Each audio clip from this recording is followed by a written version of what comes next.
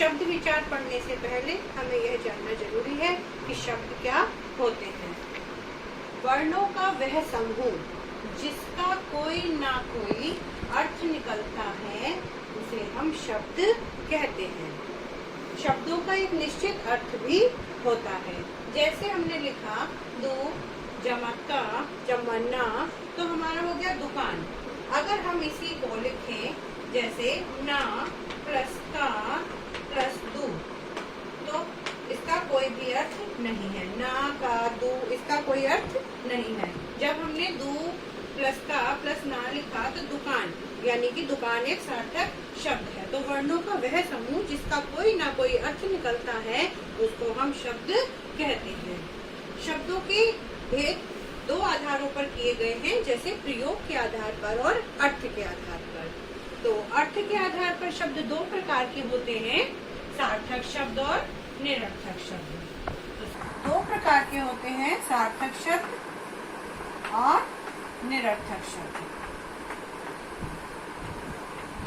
जिन शब्दों का कोई ना कोई अर्थ होता है उन्हें हम सार्थक शब्द कहते हैं, और जिन शब्दों का कोई अर्थ नहीं होता उन्हें हम निरर्थक शब्द कहते हैं। जैसे सार्थक शब्द में हम ले लें रोटी, फिर हम कहते हैं रोटी वोटी दे दो, तो वोटी निरर्थक शब्द है, वोटी कुछ नहीं होता। ऐसे ही चाय वाय, चाय हमारा सार्थक शब्द है और वाय हमारा निरर्थक शब्द है।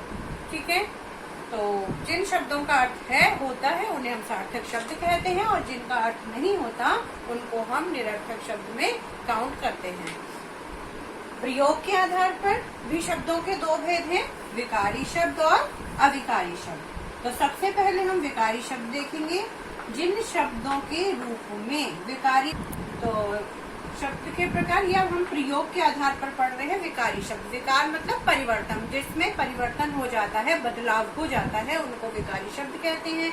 जिन शब्दों के रूप में लिंग, वचन, काल, कारक के आधार पर परिवर्तन आ जाते हैं उन्हें हम विकारी शब्द कहते हैं। विकारी शब्द चार प्रकार के होते हैं, संज्ञा, सर्वनाम, विशेषण और क्रिया। अब संज्ञा में जैसे लड़का, लड़के, बच्चा, बच्चे, परिवर्तन आ गया। सर्वनाम में जैसे मैं, हम, तुम, हमें, और इसी तरह विशेषण में जैसे बड़ा, छोटा, सफेद, काला। क्रिया में जैसे हंसता, हंसती, हंसते, तो इनमें परिवर्तन आ जाता है, तो इनको हम विकारी शब्द कहते हैं। अविकारी शब्द जिन शब्दों के रूप में लिंग, वचन, काल, कारक के आधार पर कोई परिवर्तन नहीं होता उन्हें हम अविकारी शब्द कहते हैं। ये भी बच्चों चार प्रकार के होते हैं, जैसे क्रिया विशेषण, इसके बाद अविकारी शब्द। अविकारी शब्द के भी चार प्रकार,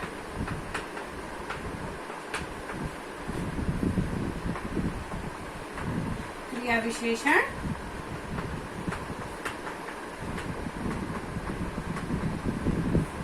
सेकेंड संबंध बोधक, समुच्चय बोधक,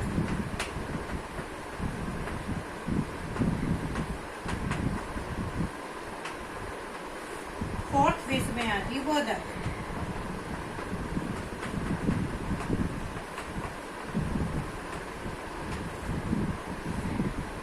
अब सबसे पहले हम देखेंगे कि ये अविकारी शब्द जो क्रिया विशेषण है, क्रिया विशेषण को ही ले लेते हैं। क्रिया की विशेषता बताने वाले शब्दों को हम क्रिया विशेषण कहते हैं। हम शुरू से पढ़ते आ रहे हैं, थर्ड में भी हमने पढ़ा था कि क्रिया की विशेषता बताने वाले शब्द क्रिया विशेषण होते हैं। तो क्रिया विशेषण शब्द में लिंग, वचन, काल, कारक के आधार पर कोई भी परिवर्तन नहीं होता। जैसे नेहा तेज तेज चलती है, और हम यहाँ पर नेहा लिया। अब उसके बाद हम कहे रोहन तेज तेज चलता है, हमने लिंग परिवर्तित कर दिया, लेकिन तेज तेज जो शब्द था हमारा वही रहा, उसमें कोई भी बदलाव नहीं आया। इसी तरह से हम ले रहे संबंध बोधक। संबंध बोधक शब्द जैसे के मारे, के आगे, के पीछे, ये जो शब्द हैं ये हमेशा समान रहते हैं, इनमें कोई भी परिवर्तन नहीं आता। जैसे गर्मी के मारे बुरा हाल हो गया, ठीक है, और चारू डर के मारे कांपने लगी। इन दोनों सेंटेंस को जब हम देखते हैं तो के मारे जो शब्द है दोनों में समान रूप से प्रयोग हुआ, उसमें कोई भी बदलाव नहीं आया। इसी तरह से समुच्चय बोधक होता है, जैसे और, क्योंकि, किंतु, परंतु, इनमें भी कोई बदलाव नहीं आता, चाहे हमारा लिंग बदले, वचन बदल जाए, काल कारक के आधार पर इनमें भी कोई भी परिवर्तन नहीं आता। जैसे माँ और पिताजी ने फिल्म देखी। अब हम कहेंगे यहाँ माँ की जगह हम सर्वनाम यूज कर लेते हैं, जैसे मैं, रेखा और विनय बाजार गए। ठीक है, अब इसमें देखा जाए तो जहाँ पर हमने और शब्द यूज किया, दोनों में और ही यूज किया, और में कोई भी बदलाव नहीं आया। तो संबंध बोधक, समुच्चय बोधक, विस्मयादि बोधक और क्रिया विशेषण, इनमें किसी भी तरह का कोई भी परिवर्तन नहीं होता। विस्मयादि बोधक में हम ले लें अरे, वाह, तो इनमें भी कोई परिवर्तन नहीं होता।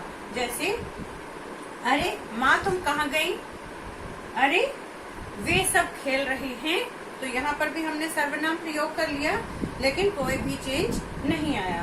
तो इन वाक्यों में माँ संज्ञा शब्द है और ये सर्वनाम शब्द है, परंतु विस्मयादि बोधक दोनों में समान है।